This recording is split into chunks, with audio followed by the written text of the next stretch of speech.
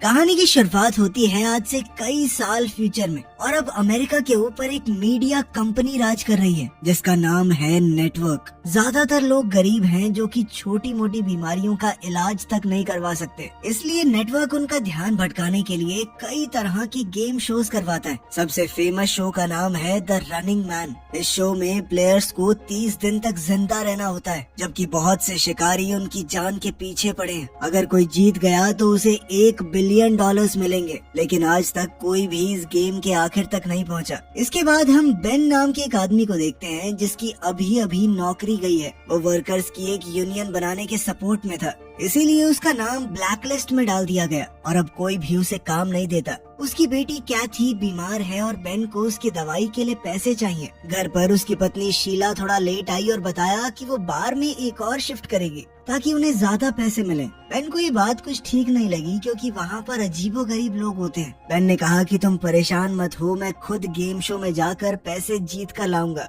शीला को ये पसंद नहीं आया क्योंकि प्लेयर्स अक्सर बहुत ज्यादा घायल हो जाते हैं। बेन ने कसम खाई कि मैं ठीक रहूंगा, सबसे कम खतरे वाला शो चुनूंगा मैं। अब बेन अपने गरीबों वाले इलाके से निकलकर अमीर लोगों की एरिया की फेंस तक आ गया। उसने गार्ड्स को बताया कि मैं नेटवर्क के एक शो के लिए आया हूँ, तो उन्होंने उसे अंदर जाने दिया। स्टेशन पर गरीब लोगों की लंबी लाइन थी जो सिलेक्ट होने आए थे। अचानक एक बूढ़ा आदमी बहुत बीमार महसूस करने लगा, लेकिन फिर भी पैसों के चक्कर में बेचारा बोलता रहा कि मैं खेल सकता हूँ। आखिर में जब वो गिर ही गया तो बेन ने उसे पकड़ा और मदद के लिए चिल्लाया। गार्ड्स ने बेन को डांटा, कहा कि लाइन से बाहर क्यों गए, और उसे पीट कर वापस भेज दिया। फ्रंट डेस्क पर बेन को पता चला कि उसकी फाइल पर वार्निंग लगी हुई है बात ना मानने की वजह से। अब गुस्से में उसने स्क्रीन पर मुक्का मार दिया। फिर वहाँ से उसे एक ब्रेसलेट देकर एलिवेटर 6 की तरफ भेज दिया गया। वहाँ उसकी मुलाकात टिम और जेनी से हुई जो उससे दोस्ती करना चाहते थे। सबको यूनिफॉर्म दी गई और फिजिकल टेस्ट हुए, जैसे सीवर में चढ़ना, भागना। बेन ने इस टेस्ट में टिम की काफी मदद की।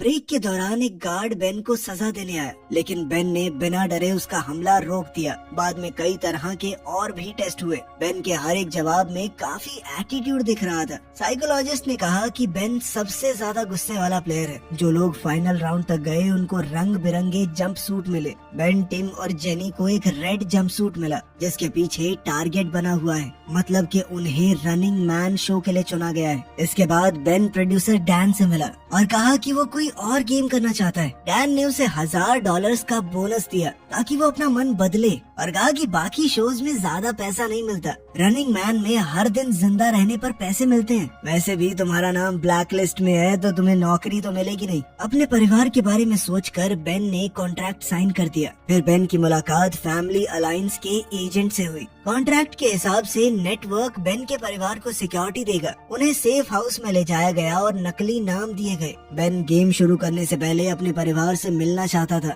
लेकिन उसे सिर्फ एक कॉल की ही परमिशन मिली। बेन ने शीला को कॉल की और कहा कि मैं रनिंग मैन शो कर रहा हूँ, चिंता मत करो, जीत कर आऊंगा। रात को बेन को जबरदस्ती एक लग्जरी रूम में रखा गया। एजेंट उसके लिए शीला का दिया हुआ एक एनवेलोप लेकर आया जिसके अंदर एक फैमिली फोटो और उसकी बेटी कैथी का एक छोटा सा मोजा था, उसकी अच्छी किस्मत के लिए। अगली सुबह बेन को एक रनिंग बैंड दिया गया। इस ब्रेसलेट में उसका बचा हुआ टाइम और कमाया हुआ पैसा दिख रहा था। शो शुरू हुआ और होस्ट बॉबी ने बेन को स्टेज पर बुलाया। बॉबी ने भीड़ के सामने झूठ कह दिया कि बेन पहले डिफेंस सिक्योरिटी में काम करता था और देश के सीक्रेट्स बेचता हुआ पकड़ा गया। स्क्रीन पर एआई से बनाई हुई एक वीडियो भी चलाई गई। बेन ने सबके लिए मना किया, लेकिन बॉबी ने उसकी एक न सुनी। बाकी दुनिया को लगता था कि रनिंग मैन क्रिमिनल्स को सजा देने का एक तरीका है। वो ये नहीं जानते थे कि प्लेयर्स बेचारे मजबूर लोग हैं, अपने परिवार के लिए अपनी जान खतरे में डाल रहे हैं। आम लोगों को भी पैसा मिलता है अगर वो प्लेयर्स की लोकेशन बताएं। जब बॉबी ने बेन से उसके आखिरी शब्द पूछे तो बेन ने बॉबी और ऑडियंस दोनों की बेइज्जती की और कहा कि मैं जिंदा रहूंगा और इस बिल्डिंग को जला दूंगा। सभी प्लेयर्स को इंट्रोड्यूस करने के बाद बॉबी ने रूल्स बताए। सबको $1000 का एडवांस मिला और 12 घंटे का हेड स्टार्ट दिया गया, यानी 12 घंटे तक वो जहाँ जाकर छुपना चाहें छुप सकते हैं। कोई उनका शिकार करने नहीं आएगा। 5 शिकारियों को अगले दिन भेजा जाएगा। सभी प्लेयर्स को रोज कम से कम 10 मिनट का वीडियो रिकॉर्ड करना है। और फिर उस टेप को आधी रात से पहले डब्बे में डालना होगा। अगर टेप नहीं डाली तो पैसे बंद हो जाएंगे, लेकिन उनका शिकार चालू रहेगा। फिर तीनों प्लेयर्स को अलग अलग एलिवेटर से एक अंधेरे कमरे में भेजा गया। वहाँ बेन को कैमरा, थोड़े पैसे और नॉर्मल कपड़े मिले। बेन ने कपड़े बदले और बिल्डिंग से बाहर निकल गया। उसने जल्दी से एक टैक्सी ली। ड्राइवर ने उसे पहचान लिया और सेल्फी मांगी। बेन ने जब मना किया तो ड्राइवर गुस्सा हो गया। उसने कहा कि लोगों से अच्छा बर्ताव करो वरना तुम्हारी लोकेशन रिपोर्ट कर देंगे। वैसे भी पैसे मिलते हैं उस चीज के। जल्द ही बेन गाड़ी से उतर गया और भागना शुरू किया। आखिर में बेन एक खाली बिल्डिंग में पहुंचा जहां उसका पुराना दोस्त मॉली रहता था, जो ब्लैक मार्केट के लिए चीजें बनाता है। बेन ने उससे 2 फेक आईडी और एक गन मांगी। मॉली इस बात पर बहुत गुस्सा हुआ क्योंकि बेन अभी गेम का हिस्सा है, लोग उसे ढूंढ रहे हैं। क्यों आए हो मेरे पास? मेरे बिजनेस को खतरे में डालना है क्या? थोड़ी बहसबाजी के बाद और कैथी के बारे में सुनकर मॉली ने मदद कर दी। बेन ने अपना हुलिया बदला और उसी तरह की फेक आईडी ले ली। मॉली ने उसका सामान भी सूटकेस में रखा ताकि वो एक बिजनेसमैन लगे। मॉली ने अपने दोस्त को समझाया कि गरीब इलाकों से दूर रहना, क्योंकि गरीब लोग पैसों के चक्कर में तेरी रिपोर्ट कर देंगे। ऐसी जगह पर जाइयो जहाँ पे ज्यादा लोग हों। मॉली ने यह भी कहा कि अगर इतनी दिक्कत थी तो बता देता, मैं तुझे अपना असिस्टेंट रख लेता, लेकिन अब अगर तुझे जिंदा रहना है तो गेम जीतनी होगी। सुबह बेन ट्रेन स्टेशन गया। हर जगह तीनों प्लेयर्स के पोस्टर्स लगे हुए थे। बेन ने न्यूयॉर्क का टिकट खरीदा और ट्रेन में चढ़ गया। जैसे ही ब्रेसलेट ने अनाउंस किया कि शिकार शुरू हो चुका है तो ट्रेन चल पड़ी। एक बच्चा बेन से बात करने आया। बेन ने उसे धमका कर भगा दिया, पर बच्चा सिर्फ इतना बताने आया था कि तुम्हारी मूंछ निकल रही है। न्यूयॉर्क में बेन ने एक अच्छा होटल रूम लिया। रिसेप्शनिस्ट ने नोटिस किया कि आईडी फोटो में तो मूंछ है, लेकिन बेन के चेहरे पर नहीं। कमरे में बेन अपने असली रूप में आ गया। दीवार कवर की और अपना सोते हुए वीडियो रिकॉर्ड किया। शाम को उसने अपनी टेप बॉक्स में डाली।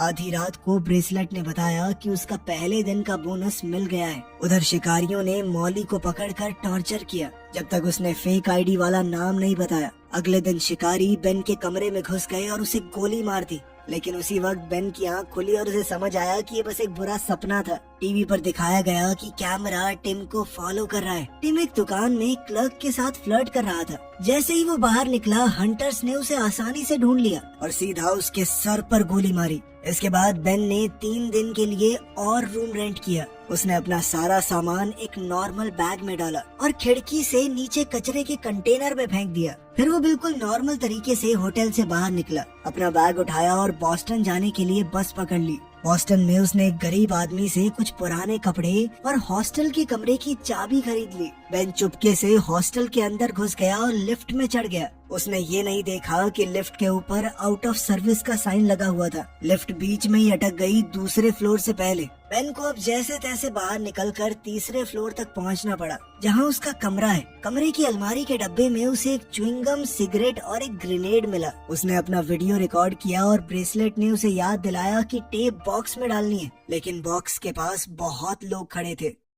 बेन नहाने के लिए तैयार हुआ और कॉमन बाथरूम की तरफ गया। बॉक्स के बारे में सोचते हुए अचानक से उसे याद आया कि बाहर खड़े लोगों में से एक चेहरा जाना पहचाना सा है। वो एक शिकारी है और अब सारे शिकारी ऊपर आ रहे हैं। किसी ने बाथरूम का दरवाजा खोल दिया और बेन छुप गया। अब वो शिकारी तीसरे फ्लोर पर पहुंचा और कमरे चेक करने लगा। शिकारी के जाते ही बेन बाथरूम में घुस गया और उसने कोशिश की कि खिड़की से देखे बाहर चल क्या रहा है, लेकिन खिड़की बंद थी। अपने बैग के बिना यहाँ से निकलना मुमकिन नहीं है। बेन ने दीवार से एक लोहे की रॉड खींचकर निकाली और जल्दी से शीशा तोड़ दिया। उसने गम की मदद से शीशे के टुकड़े रॉड पर चिपका दिए। अब कॉरिडोर में बेन शीशे की मदद से शिकारियों की पोजीशन चेक करता हुआ जा रहा था। अब शिकारी उसके कमरे में जाने ही वाले थे, लेकिन बेन चुपके से सीढ़ियों पर चढ़ गया और जोर से चिल्लाया, अरे वो टीवी शो वाला बंदा दूसरे फ्लोर पे भागा है, कोई पकड़ो उसे। और वो खुद नीचे जाने की बजाय ऊपर भागा और छत पर पहुंच गया। वहाँ से वो चमकते हुए साइन की केबल पकड़कर नीचे उतरने लगा।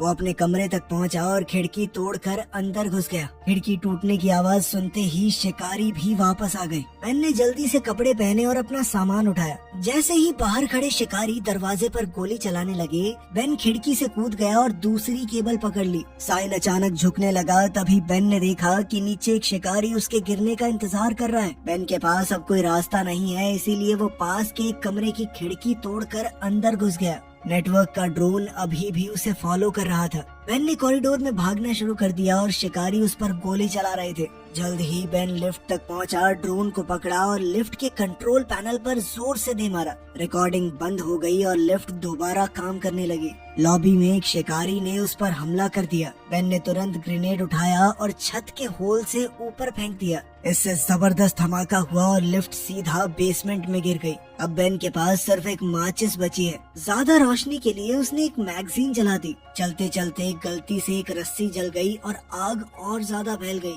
अब शिकारी कॉरिडोर में थे, इसलिए बेन ने फर्नीचर खींचकर दरवाजा ब्लॉक कर दिया और चूहों के पीछे सीवर में चला गया। अब शिकारियों ने अंधाधुंध गोलियां चलाई और एक गैस पाइप पर लग गई। इसके बाद बेसमेंट में जबरदस्त धमाका हुआ। आग टनल में भी आ गई, इसलिए बेन को सीवर के पानी में कूदना पड़ा। पूरी बिल्डिंग ब्लास्ट में उड़ गई। बेन जब सड़क पर निकला तो उसे स्टेसी नाम का लड़का मिला। बेन ने उसे धमकी दी कि अगर किसी को बताया तो तू बचेगा नहीं, पर स्टेसी ने कहा कि मैं तो तुम्हारी मदद करना चाहता हूँ। बेन ने ब्रेसलेट चेक किया तो उसे पता चला कि ब्लास्ट में बहुत सारे लोग मरे हैं, जिस वजह से उसे पैसा भी बहुत सारा मिला है। थोड़ी देर बाद स्टेसी अपने भाई ब्रैड के साथ वापस आया। ब्रैड बेन को अपने घर ले गया और खाना खिलाया। ब्रैड के घर में भी एक बीमार बच्चा है, पर उसने मदद के बदले पैसे लेने से मना कर दिया क्योंकि वो नेटवर्क के खिलाफ था। उनके पैसे नहीं चाहिए थे उसे। ब्रैड ने बेन को अपना सीक्रेट वीडियो रूम दिखाया, जहाँ वो रनिंग मैन के एपिसोड्स का एनालिसिस रिकॉर्ड करके ऑनलाइन डालता है। जो प्लेयर्स पकड़े जाते हैं वो सब पब्लिक में दिखते हैं, इसीलिए सबसे जरूरी है बिल्कुल छुपे रहना। ब्रैड चाहता है कि बेन उसके साथ छुप कर रहे और आखिरी दिन का प्लान बनाए ताकि वो जीत सके। अगली सुबह बेन को उस इलाके में होने वाली बुरी चीजों के बारे में पता चला, जिनके बारे में सरकार कुछ नहीं कर रही, बस उन्हें छुपा रही है। उस समय बेन ने एक वीडियो बनाई और लोगों को बताया कि सरकार उनके बच्चों को मार रही है। जो सत्ता में बैठे हैं किसी की चिंता नहीं है उनको। बाद में शो के दौरान बॉबी कुछ बच्चों के साथ है और उसने बताया कि ब्लास्ट में मरने वालों के ये अनाथ बच्चे। उसने बेन की टेप को इस तरह एडिट करके चलाया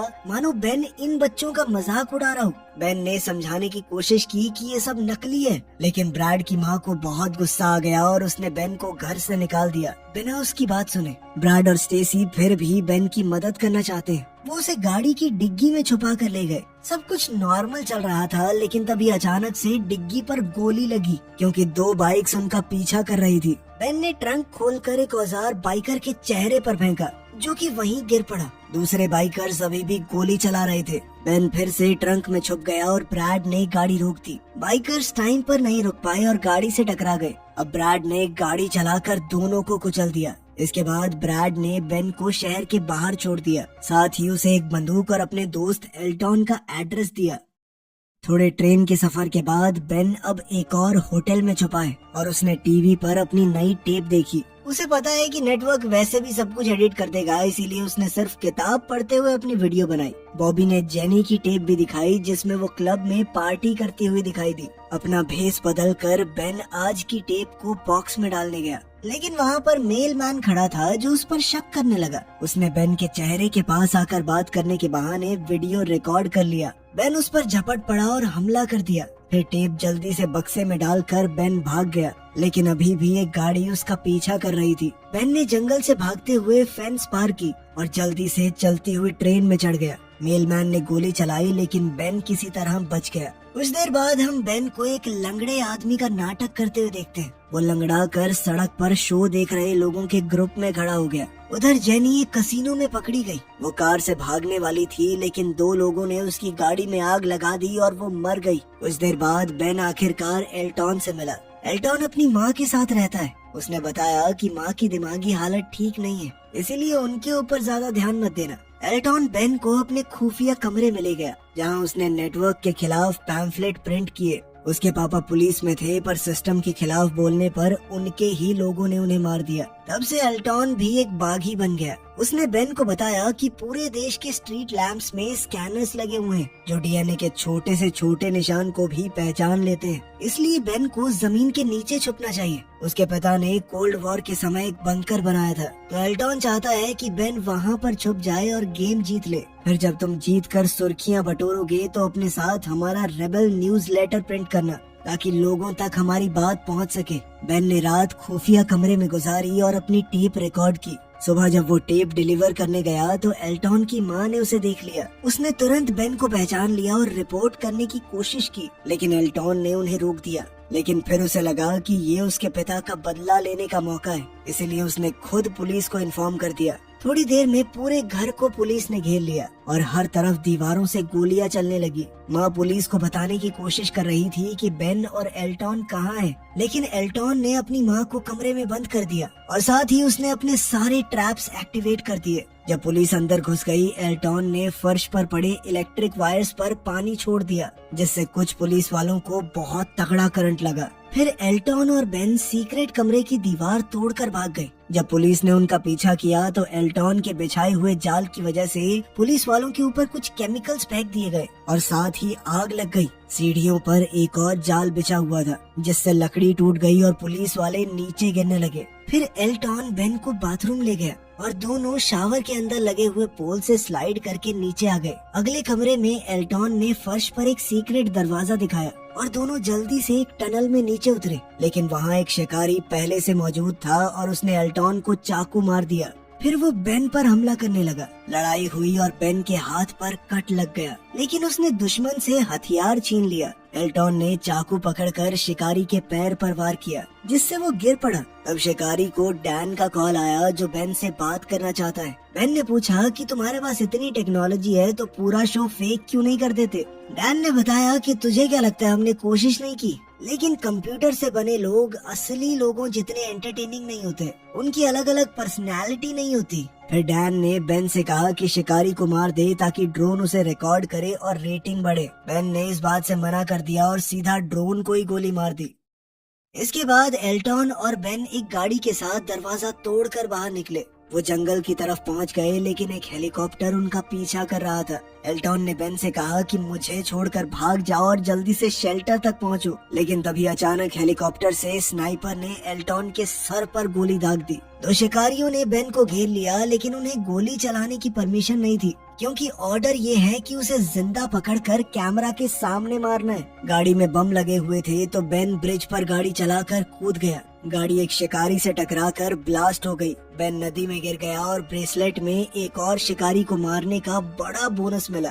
गांव और खेतों के बीच से होते हुए बेन बंकर की जगह पहुंचा, लेकिन पता चला कि सरकार ने वहां पर नया शहर बनाने के चक्कर में बंकर तोड़ दिया था। बेन ने खाली घर में रात गुजारी और उसे अपने परिवार का सपना आया, जिसने उसे अपनी गेम को कंटिन्यू करने की ताकत दी। जब पुलिस उस घर तक पहुंची तो उन्हें बेन की नई टेप मिली और साथ ही एक मैसेज भी कि इसे मेल कर देना। सड़क पर बेन ने जो पहली गाड़ी देखी, उसका शीशा तोड़कर वो अंदर घुस गया। उसने ड्राइविंग सीट पर बैठी एमिलिया नाम की लड़की को धमकी दी कि जल्दी से गाड़ी चलाओ। वहीं ड्रोन्स और पुलिस उनका पीछा कर रहे थे। बहुत सी गाड़ियों से बचने के बाद एमिलिया अचानक से उल्टे रोड पर मुड़ गई, जिससे वो थोड़ी देर के लिए बच गए। सफर के दौरान एमिलिया बेन को गालियां दे रही थी, एक नंबर के घटिया आदमी हो तुम। लेकिन फिर बेन ने उसे अपने परिवार की फोटो दिखाई और बताया कि कैसे नेटवर्क फेक वीडियोस का इस्तेमाल करता है हमारी सच्चाई छुपाने के लिए। अचानक से गाड़ी का एआई हैक हो गया और वो साइड में लग गई।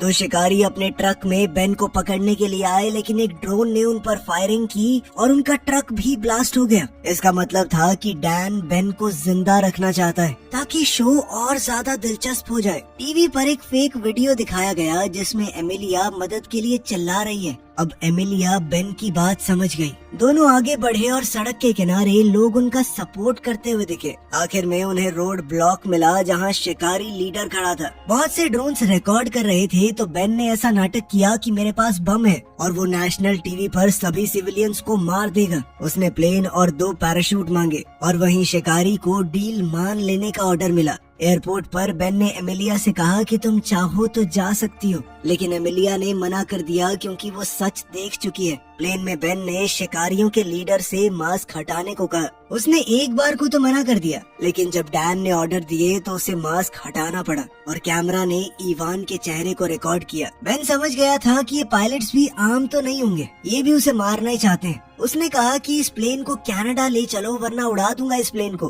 फ्लाइट के दौरान बेन ने इवान को बहुत सी बुरी भली चीजें कही कि तुम मासूम लोगों को मारते हो, शर्म नहीं आती तुम्हें। दोनों लड़ने वाले थे, तभी एमिलिया बम के डर का ड्रामा करने लगी। तब स्क्रीन पर डैन आया और बताया कि प्लेन स्कैन हो चुका है, कोई बम नहीं है, हमें पता है।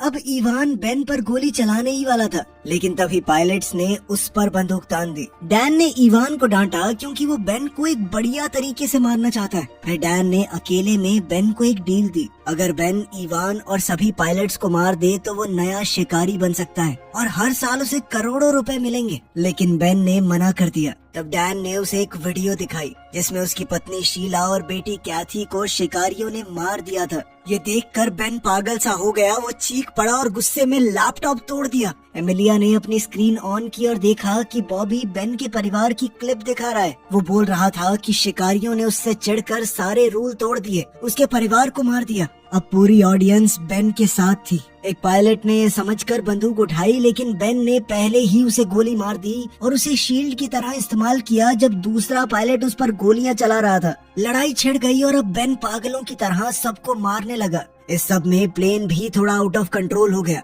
और नीचे गिरने लगा। बहुत कोशिशों के बाद बेन ने बंदूक वापस ली और शिकारी के सर में गोली दाग दी। नेटवर्क वालों ने प्लेन का कंट्रोल भी अपने हाथ में ले लिया और वो फिर से सीधा उड़ने लगा। बाद में बेन ने इवान को ढूंढा जो एक हैच में छुपा हुआ था। उसने भी अचानक से हमला बोल दिया। दोबारा लड़ाई छिड़ गई। बेन ने गुस्से में इवान का सर एक शीशे पर दे मारा। इवान ने टूटे हुए शीशे का टुकड़ा लेकर बेन के पेट में मार दिया और बताया कि मैं भी पहले एक प्लेयर था, 29 दिन तक जिंदा रहा था, इसीलिए नेटवर्क ने मुझे डील दी कि शिकारी बन जाऊं। इवान ने बताया कि नेटवर्क जरूरत पड़ने पर तुम्हारे परिवार को टॉर्चर तक कर सकता है और जो भी फुटेज तुमने देखी है मुझे नहीं पता, वो सब नकली होगी। अब तक समझे नहीं हो क्या? अब इवान बेन को गोली मारने ही वाला था, तभी प्लेन अचानक से मुड़ गया, जिस वजह से गोली एक खिड़की में जा लगी और अब प्लेन तेजी से नीचे गिरने लगा। इवान ने फिर बेन को मारने की कोशिश की, लेकिन बेन समझ गया कि उसने पैराशूट चुरा लिया है। बेन ने हैंडल खींचा और पैराशूट खिड़की में अटक गया। इसी मौके का फायदा उठाकर बेन ने चाकू से इवान को मार दिया।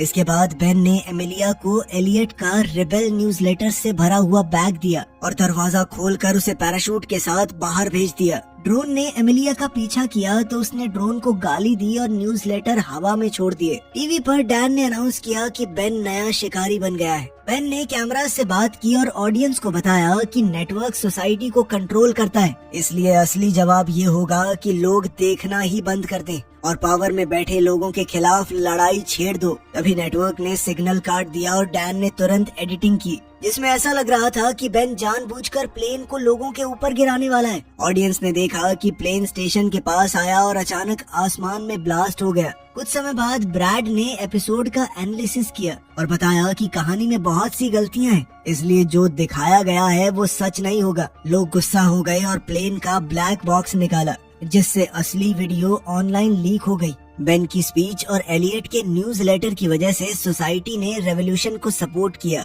और अब लोग नेटवर्क के पीछे पड़ गए। ब्रैड ने ये भी देखा कि प्लेन में ऑटो इजेक्ट सीट मिसिंग है, इसीलिए हो सकता है कि बेन अभी भी जिंदा हो। तभी हम मार्केट में शीला और कैथी को देखते हैं, जो बिल्कुल ठीक हैं और थोड़ा सामान खरीद रही हैं। बेन के कमाए पैसों से उनकी जिंदगी आरामदायक चल रही थी। बाहर निकलते ही दोनों चौंक गए जब बेन बाहर उनका इंतजार कर रहा था। उधर टीवी स्टेशन पर होस्ट बॉबी गुस्से भरी भीड़ से डर गया और उसने नौकरी छोड़ दी। डैन स्टेज पर गया तो लोगों ने उस पर बम फेंकने शुरू कर दिए। रेबेल्स ने बिल्डिंग पर कब्जा कर दिया और हर जगह तोड़ फोड़ होने लगी। प्रोड्यूसर डैन ने भागने की कोशिश की, लेकिन एक केबल में उलझकर गिर गया। आग के बीच से बेन बाहर आया और डैन के सीधा सर में गोली मारी, इस पूरे करप्ट सिस्टम को खत्म करने के लिए। वीडियो पसंद आई तो लाइक कर देना, चैनल को सब्सक्राइब कर लेना। मिलते हैं अगली वीडियो में।